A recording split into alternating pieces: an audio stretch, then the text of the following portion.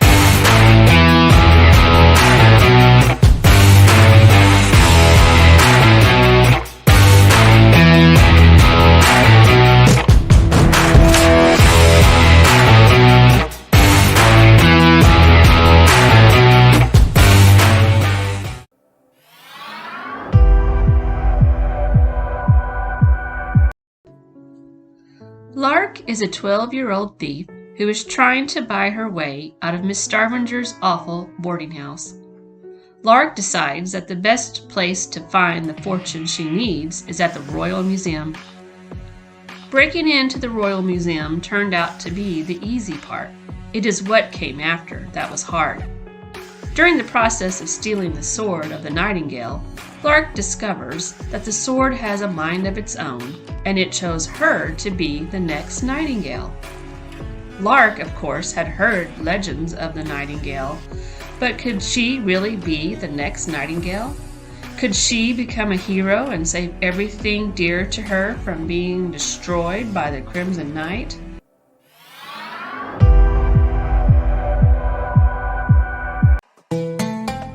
Oh, hello. Have I ever told you about the camels that traveled from Turkey to Texas? Did I ever tell you about the brave young mountain lion that scared all the Mustangs? Or the 2 baby kestrels who caravanned through a mighty sandstorm? Some stories are long, some are short. Some make us smile, and others make us, well, a little weepy. And then there are stories that leave us with open-ended questions. Like what did happen all those years ago? Well, once upon a time, once upon a camel. Written by Kathy Appelt, with art by Eric Roman.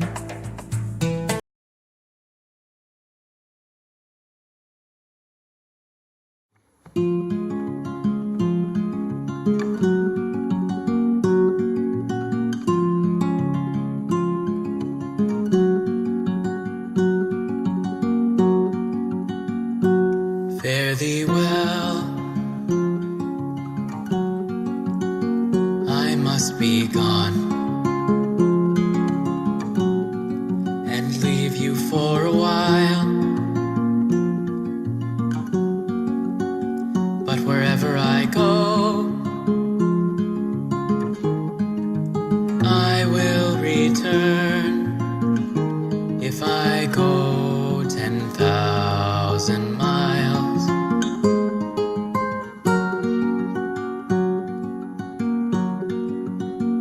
10,000 miles, my own true love. 10,000 miles or more, and the rocks may melt, and the seas may burn, if I no more return.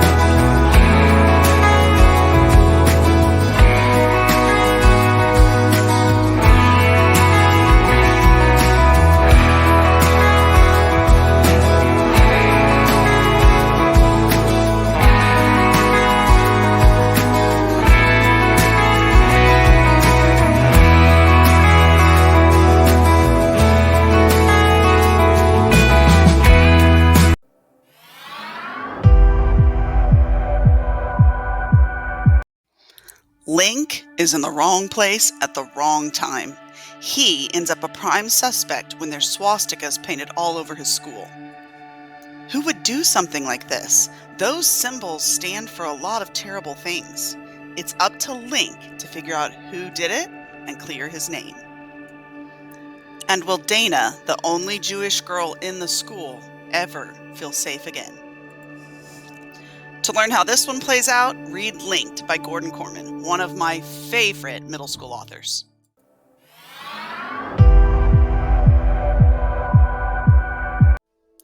After Colin's mom died, he began preparing for any terrible thing that could happen. I mean, you never know when there could be an avalanche, a hurricane, or just really bad breath.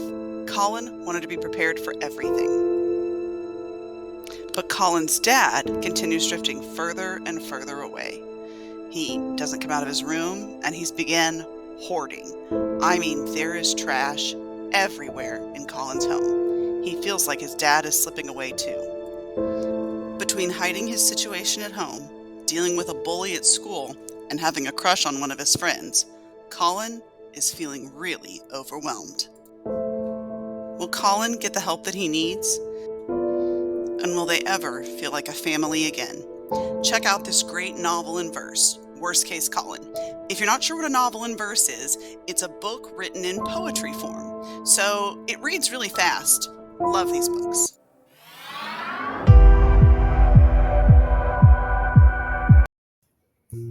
When the three kids start their adventure from England, from France, they are all scared to death because they need to find a foster home. For them, it feels nearly impossible, but once they do, things go wrong. William, Edmund, and Anna are siblings. The 12, 11, and 9-year-olds are having to move from France to be safe from World War II. The three siblings once lived in a tiny cottage with their grandma and housekeeper, doing nothing but reading all day. They all loved to read books a lot, but once they had moved, that had changed. When the characters moved to England, they had to go into foster care. None of the families seemed to be a good match for them. The siblings had to go to many homes, yet none of them stuck. Will William, Edmund, and Anna ever find a foster family or not? Read A Place to Hang the Moon by Kate Albus to join the three siblings, William, Edmund, and Anna, through their astonishing adventure.